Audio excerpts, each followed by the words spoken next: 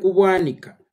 Bwanika yagambye nti bebaaka Kyagulanyi okugenda mu Arua yali agaanye. Ekibuzo kiri kimu Bwanika. Lwaki Kyagulanyi yali agaanye okugenda mu Arua yali yeekengedde ki? Era lwaki mwamukaka gende mu Arua ng'ebyavaayo twabimanya? Tugambe nti mwalina olukwa olusaanyaawo Kyagulanyi kubanga ye ng'omuntu otukakasizza nti yali agaanye kitegeeza yalina kye yeekengedde. Ate gwe n'ogamba nti ffe twakaka Kyagulanyi okugenda mu Arua.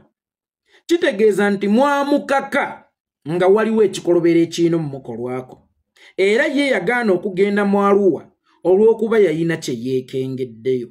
Ebyava mu Arua nkakasa byonna twabimanya abantu. Mpaawo Magombe gazza Kyagulanyi yayita ku mumwa gwa nkoko.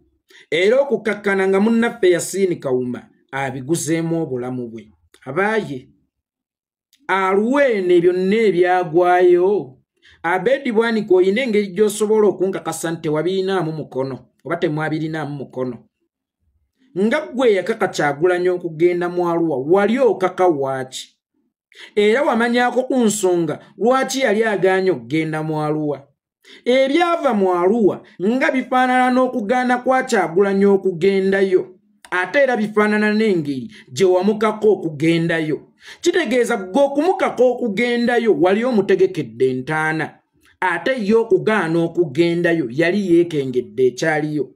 Tukkirize tugaane nti basajja mmwe mwali mutunze omusajja bamuttire mu Arua. Kubanga kyonna ekyagwa mu Arua tekyali kikangabwa nti kiguddewo bugwi kyamangu nga accident. Wabula kyali kiteeketeeke ng'omusajja alina okufiira mu Arua. Kakati ate oli wano gwe wennyini weewaako obujulizi namukako okugenda mu Arua. Ate ye yali agaanye okugenda mu Arua. Akisimbalala nti yalina kye yeekengedde mu Arua. Era naye walina ensonga lwaki omukako okugenda mu Arua. Mwalina olukwa olutta omusajja ndowooza mutegedde. Ebiseera ebisinga omuntu ali obutwa ekibyamu abaabuliridde tekibeera kya muntu weewala. Wabula kibeera kya muntu gwe yeesigira ddala. Kakati bannaffe ababeera mu State House ebbanga lyonna. Bannaffe abakkaatiriza obuwanguzi bwa Museveni ng'awanguddwa. Be bali mu kugamba nti twakaka Kyagulanyi tumutwale mu Arua yali agaanye. Okyabuuza ani yali emabega w'olukwa olw'okutta Kyagulanyi? Oba bani abali baluse Kyagulanyi okumutwala mu Arua asobole okufiirayo? Abo bennyini era okufa kwa Yasin Kawuma. Bwanika yeewaddeko obujulizi emmandwa ye yennyini gye bayita Bwanika. Emutembye ku mutwe ne yeewaako obujulizi nti yeffe twatta Yasin Kawuma. Era yeffe abaali bagenda okutta His Excellency Bobi Wine ku lunaku olwo. Tugenze ku point ey'okubiri gye wayogeddeko. Katana, Rubongoya baaweererwa Museveni. Nze siyinza kubeera mu kibiina kye kimu n'abantu abaaweererwa Museveni. Neeyongedde okwagala Bwanika. Obukyayi bw'olina ku Museveni mu bigambo singa bubadde mu bikolwa abadde agenda nanca. Bw'atalina buvumu butuula mu kibiina kye kimu n'abantu abaaweererwa Museveni. Ate tukulaba ne jjuzi wali mu State House ng'ogenze wa Museveni.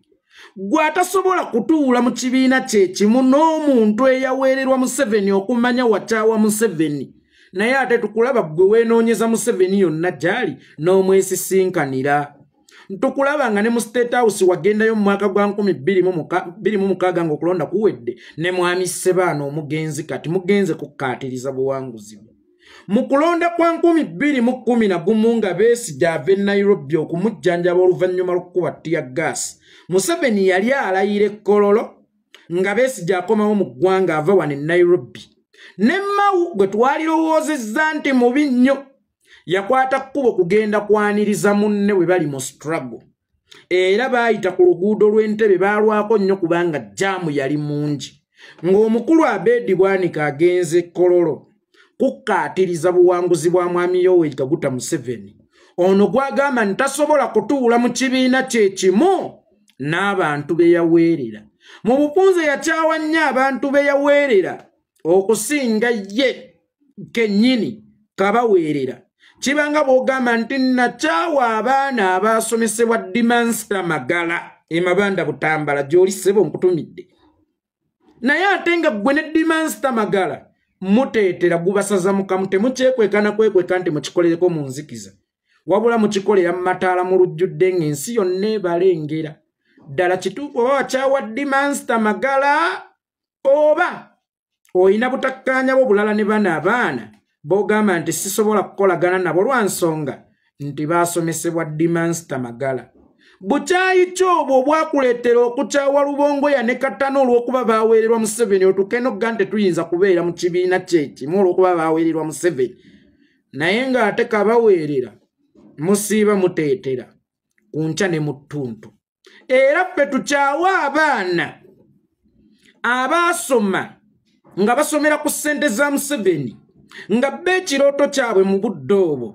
kyali kyakusoma basobola okuweereza ku nsi yaabwe regardless baweereddwani fiizi waabwe abadde asasulibwa baani kubanga bba ekirooto kyabwe kyali kyakusoma bamaleko basobole okugassa ensi yaabwe nga tebatunuulidde ani abaweeredde abaana abo nsobola obbalaba ng'omuyala anoonya ekyokulya omuntu omuyala anoonya ekyokulya tafaayo kwani akimuwadde ye afa ku kimu okufuna ekyokulya lwakuba nti bino ebya self service byajja neffe bwe twabeeranga ku mikolo nga bayisa essowaani bagabola amaaso go togateeka kwani akugabudde emmere wabula ogateeka ku ssowaani nakumanya bifi bye bakuwadde oba n'akaceere bakuteereddeko akawera kakati omuntu omuyala bw'ati afa ku mmere tafa kwani amuwadde emmere n'omwana ayagala okusoma afa kusoma tafa kwani amuteeredde school fees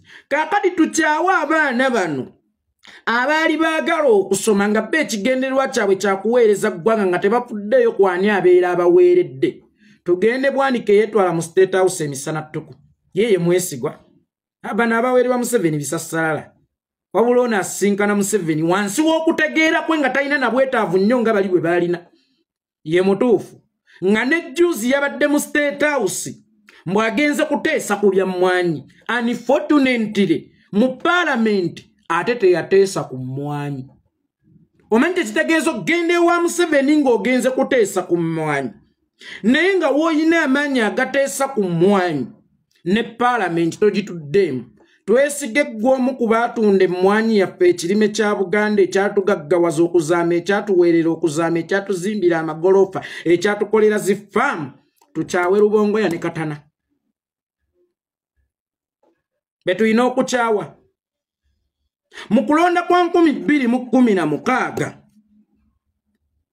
Mafayansi Mpuuga oyo gw'otetera naye nti ye musajja alina okuggyako Museveni yalekawo Dokita Kizza Besigye oyo gwe wagambye mbu bawuliziganya bulungi naye era bali mu nkolagana nnungi tukimanyi bawuliziganya yalekawo Besigye eyali amaze mu struggle emyaka 15 ng'era ogwo omulundi yali avuganya gwakuna n'agenda ne John Patrick Amama Mbabazi eyali yakafuluma gavumenti ya Museveni nga Ssaabaminisita omwaka gumu emabega ntono yamanyi Museveni era yagenda okumutugirako era mwagala twesige mmwe nga ku lunaku olwaleero Mbabazi yakwatadde ekkubo yeddirayo dda ewa mukama we naye Mpuuga eyamusemba emabega naga nti Besigye be bamu omanyi tekitegeeza okugamba Besigye be bamu yafuluma gavumenti mu 98 oba 99 naye ng'ono agifulumye nga super Ssaabaminisita the executive Ssaabaminisita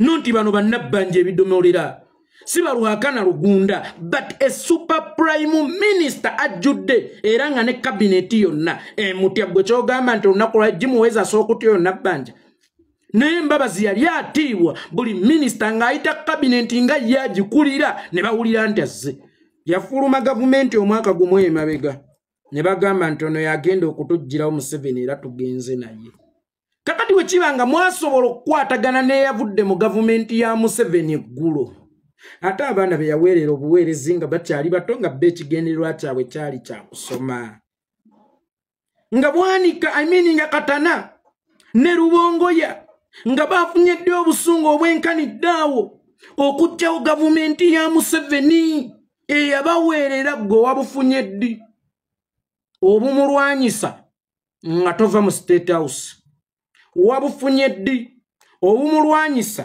ng'omuwadde ebisanja 3 biramba okulonda kwa 2006 wawa Museveni ekisanja kuba wagenda n'okukatiriza obuwanguzi bwe ne Ssebaana awummule mirembe mu kulonda kwa 2011 waliyo ekkololato kukwali kuzibu nnyo kubanga kata kutwala obulamu bw'omukulu Besigye ne Mmawu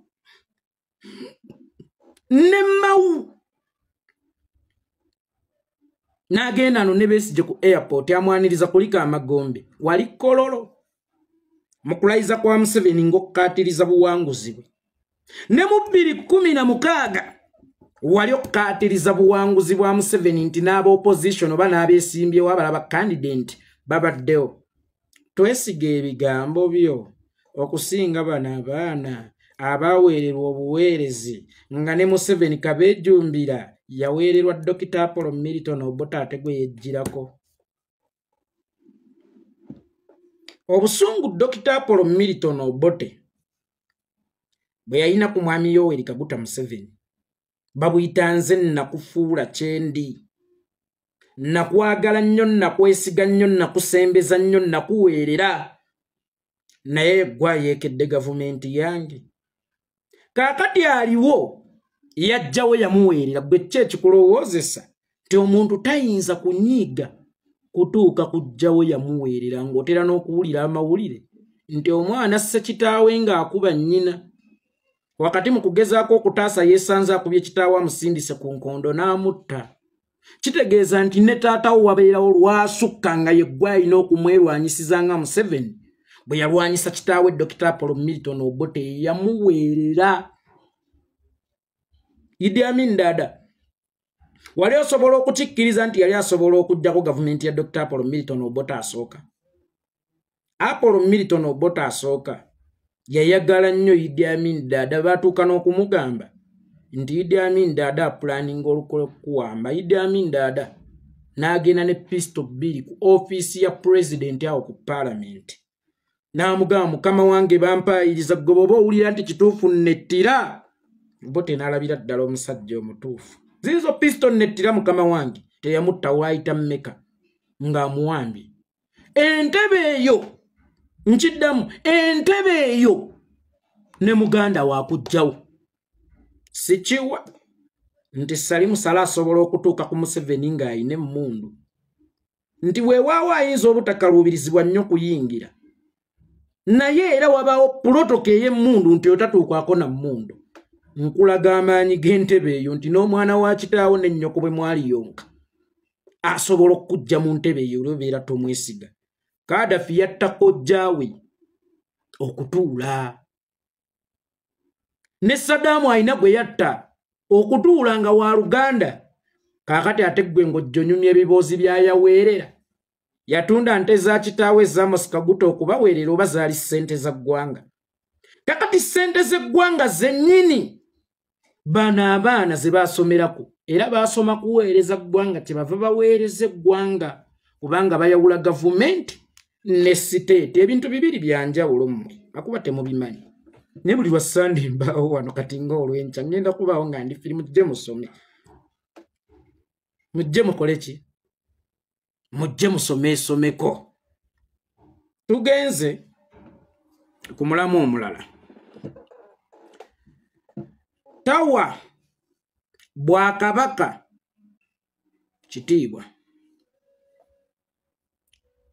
omusajja ayogera ekigambo ekyo akutta akazindaalo ebisiyaga ali mu kubikubawo ng'ekya bulijjo mu baana ba Buganda abaavu abazibu mu baana ba Buganda abatakyalina ebeegeka luba kyokka ate buli lwakikubawo ateekamu nnyo ssente goba wadde Obwakabaka bwa Buganda ekitiibwa nazzi kuno nga n'ekigambo okwegada nga tekiyita mu kamwa ka Muganda era Sirimu bwe yayingira Uganda mu myaka gy'ekinaana waliwo akatambi ke nalaba kw'emboozi tebankadde ng'omukyala bamubuuza olowooza nti guno omuteeru guva ku kyoba kino ekirwadde kyavudde ku kikubanga jjukira yatandikira masika nga bayita ddogo te abasawo baatugambye buva mu bukaba kakati kibi nnyo okusomesa omuntu ebyafaayo ng'ate yaliwo mu byafaayo oba kibi nnyo omuntu okugwa essomo ly'ebyafaayo ng'ate yaliwo mu byafaayo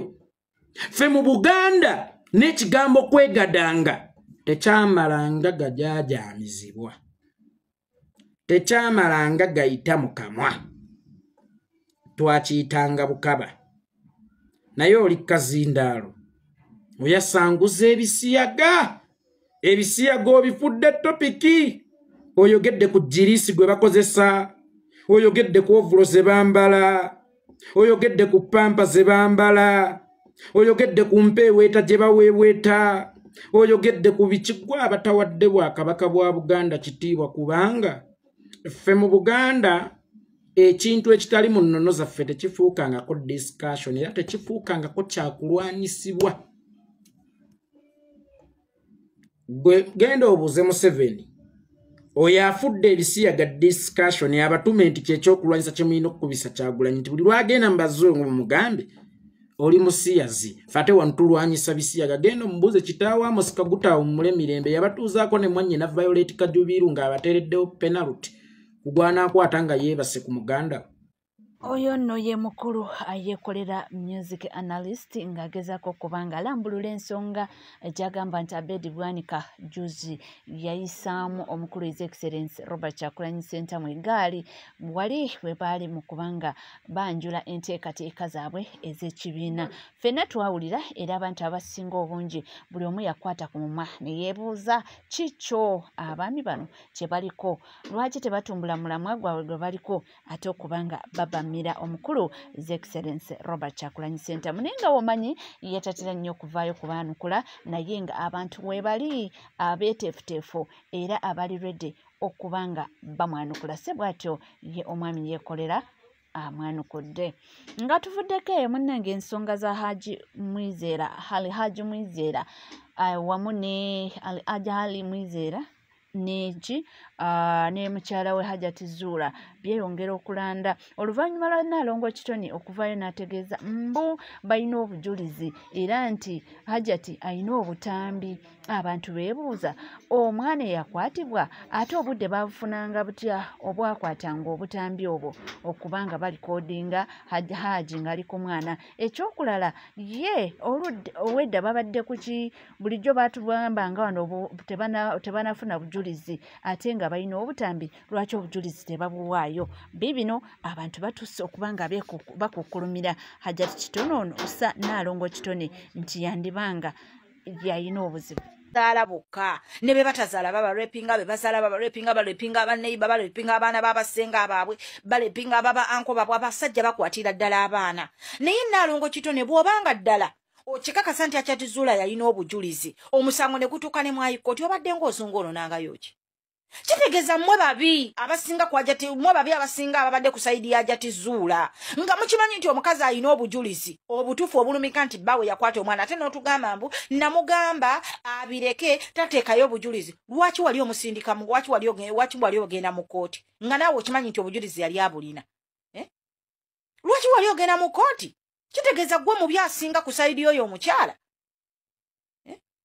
bannanga Abannayuganda buli muntu yenna alina kyeyabadde yeetaaga okumanya ddala omusango bwe gwagenda mu High Court buli muntu yali yeetaaga okumanya ddala Haji yakwata omwana oba teyakwata mwana mu High Court babasabye obujulizi mu buwandiike bubuze omwana bwe yafunira amagezi agajjayo essuuka gwe wennyini Nnaalongo n'ovaayo ku social media n'okunfaaminga essuuka tugirina lwaki wali togamba Hajati Zuura byonna tubiteeke mu buwandiike lwaki wali omugamba nti sirika zino audio zagise mambo ze mutuwereze be twabiwulira dda conversation twaziwulira dda ezo Hajati Zuura ng'ayogera n'agise mambo ng'ayogera ne mukyala Ssemambo nga bayogera n'abafamire be benna twabiwulira dda zino video zemutayo video baagita dda video baagita dda nga bali wali beegayirira agundi Hajati kubanga omuntu yenna asobola okwegayira Nnaalongo gw'obadde tokimanyi nti osobola okukkiriza omusango naye nga tewagukola olw'okwagala obutasibwa n'okwagala okwonoona bizinesi yo na buli kimu n'okkiriza omusango naye nga naawe okimanyi omusango tewagukola ekyo obadde tokimanyi abantu bangi bakkiriza emisango naye nga teyakukola n'agamba kanfiirwe ndiwe naye nga akimanyi omusango teyakola naye nga kyataasa butagenda mukomera mirimu gye kufa butagenda mukomera kuswala naye nga naye akimanyi nti webiti ate nga tuvuddeko emunnange abaana boogedde ku kivulu kya Big Eye ne bamutenda n'okuba nga bambi yadde tebyatambudde bulungi mbu naye yayambadde bulungi. Fantastic. Tuva mu show ya Big Eye n'akatuukewo kaziri essaawa 7 n'eddakiika 3 tuva ku Cricket Oval. Big Eye show emusaze, Big Eye show temusaze. Nze tebinkwatako. Kyenjagala okwebaza kyekirwa Big Eye we bali kwambala nga muntu yasomako.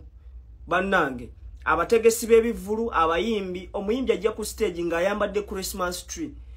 Omuntu n'ayambala olugoye nga luva kuno paka ebule n'ebweya. Big Eye bw'abadde ajja ku stage walai abadde normal person, you know. Ayambadde bulungi nnyo, abadde so decent to an extent. Ate nze oyo guy mwana performance wabeera ku stage enkolera. Bw'aba ali ku stage aperforminga n'abuuka ne yeetaaya kwegamba naawe omulabi n'onyumirwa olw'ennyambala ye. Ali ize ka vest, you know, ono Big Eye alimu oluwestern lungi ne Reigi mwamulaba bwe yajja. Si kwambala guntu ku mutwe n'oyambala ekikoyi kiva no. Mama. Bigenda mu maaso ate abalala bo bamuyisizaamu eggaali mbu yalemerera okuba ng'akola ebimugwana n'okulanga ekivulu kye ate nadda okubamira Eddie Kenzo ng'ali eri awangulazi awards. Okubwesooka si kubulya abaganda baalugerera baalituusa saabayimbi Big Eye owakabya asinga. Olina vidiyo gye wakola ennaku ezo ng'ogamba simanyi se bamutoolo ng'oli ku Eddie Kenzo ng'ogamba ye King Saa wakutaanywezaawo naye ono ye omwesobolera ng'ogamba waba ayagala okukakasa endongo ateekeyo nga 7. Taata twagala okugamba Kenzo yakutidde. Okumanya yakutidde yali mu byakuwangula awaadi musimanyi Ethiopia yakutidde n'akudduka naye Big Eye bw'oba osobola okulangira ekivvulu omwaka mulamba nekigattibwako King Saa n'akiranga nekigattibwako Bobi Wine n'akiranga nekigattibwako Nubian Relief Bosi bonna n'obakuŋŋaanya n'oweza abantu bajja mu sitting room bapa ekyo kiraga toli wa kisiraani gwe kisiraani. Ne lwaki ogenda ovumya banno kuwaapu eno abantu bakaveeri nga Bijirwa yayogera simanyi tebagenda kuweza 1000 mu kalulu. Bijirwa ne bamuvuma nekijjawo ekityo abantu ne batandika okwogera nti oba oli awo principal tayogera bwogezi kati abantu balowooza tuzze neeno atugambye ate era bwe bityo. Mu byonna byonna nze kye ŋŋamba bino byonna bituwa kyakuyiga nti tutuule twewulirize. Oyinza obba nga tokkaanya nange naye n'ompuliriza oluusi nyinza obba omusiru naye nga nange mu by'obusiru byange osobola okugyamu ekyamakulu gw'omugezi.